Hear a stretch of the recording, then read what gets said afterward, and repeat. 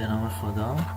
قواعد درس هفتم عربی 11 انسانی با عنوان الافعال ناقصه، افعال ناقصه یا نواسخ، که در واقع فعل هایی هستند که به تنهایی معنای کامل را نمیدهند و ویژگی های خاصی هم دارند.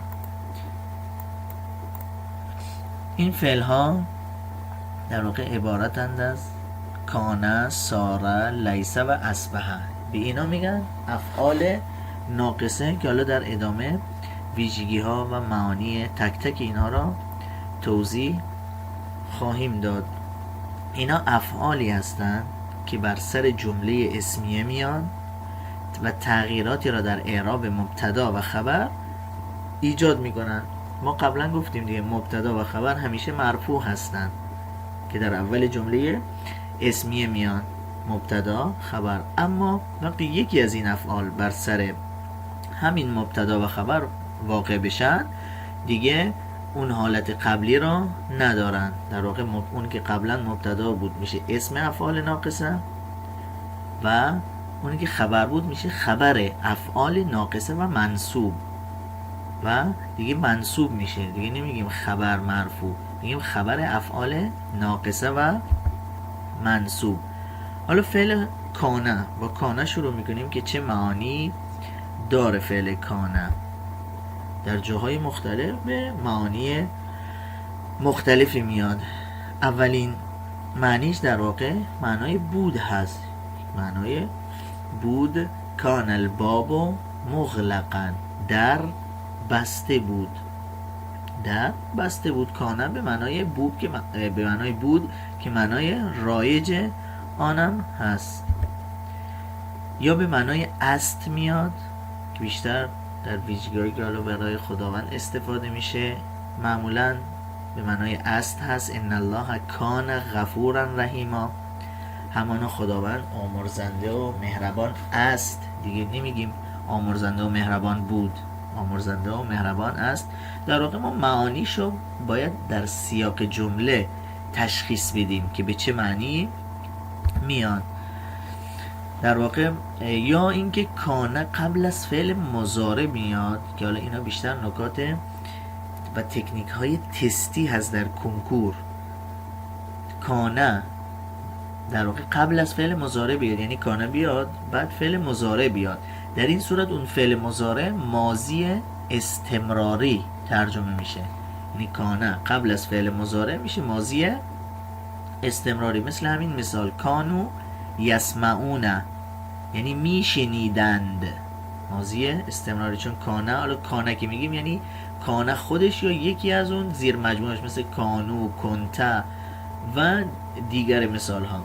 یسمعون به تنهایی یعنی میشنوند، میشه مضارع. اما کانه اومد قبلش، کانو یسمعون یعنی میشنیدند، ماضی استمراری ترجمه میشه چون فعل مضارع قبلش کانه اومده. یا اینکه کانه قبل از فعل ماضی بیاد، کانه بیاد بعد یه فعل ماضی بیاد. حالا ممکنه قبل از فعل ماضی قدم باشه، ممکنه نباشه، چندان مهم نیست. یعنی کانه قد فعل ماضی یا اصلا نباشه، فعل قد نباشه.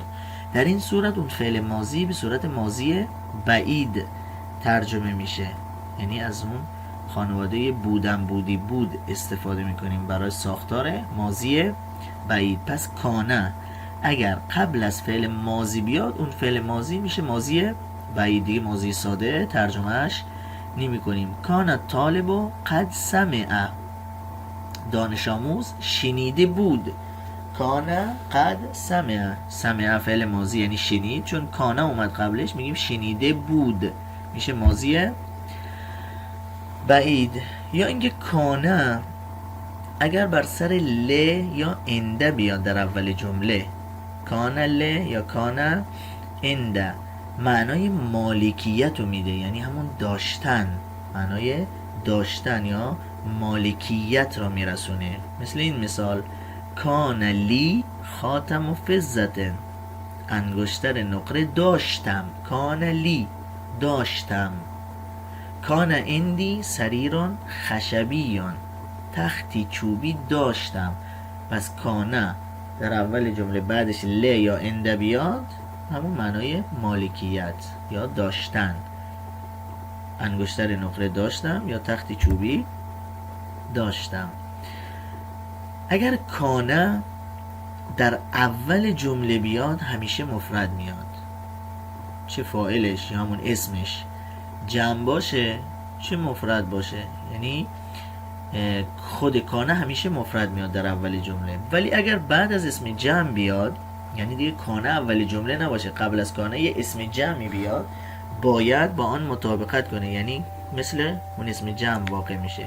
کان الطلاب یسمعون، اینجا اول جمله اومد، الطلاب جمع هست یا اسم جمع هست، اما کانه مفرد هست چون اول جمله مفرد میاد.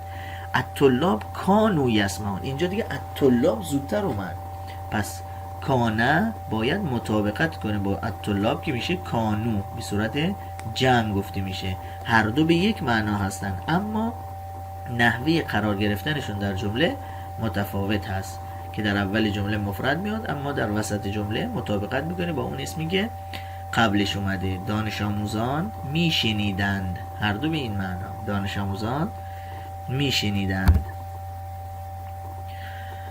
اما ساره و اصبحه هر دو به معنای شد هستند، هم ساره میشه شد، هم اصبحه که مضارع شد. مضارع ساره میشه یسیرو تسیرو و مضارع اصبحه میشه یصبحو تصبحو و اون 14 صیغه‌ای که دارن، مثل این مثال فتصبح الارض مخضرة، زمین سرسبز میشود.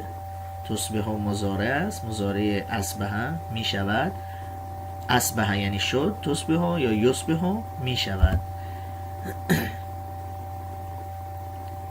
و یا این مثال فصارت المدرسة نظیفة، سارت در واقع همون مؤنث ساره است، ساره مذکر، سارت مؤنث، هر دو به معنای شد و مدرسه تمیز شد. زیاد چیز خاصی ندارین، فقط معانیشون رو بدونین.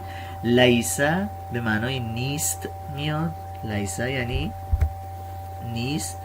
یقولون به افواههم ما لیس فی قلوبهم، با دهانهایشان چیزی را میگویند که در دلهایشان نیست.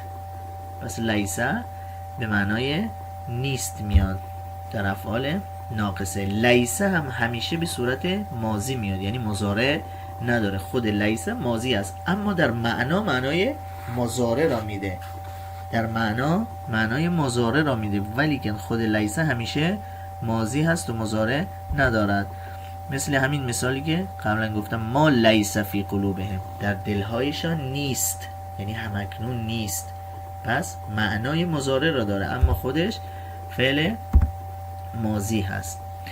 یا لیسه به اضافه ل، یعنی لیسه بیاد بعدش ل بیاد، کان ل داشتیم معنای مالکیت میداد، اینجا لیسه ل، لیسه بعدش ل بیاد معنای ندارد، به معنای ندارد.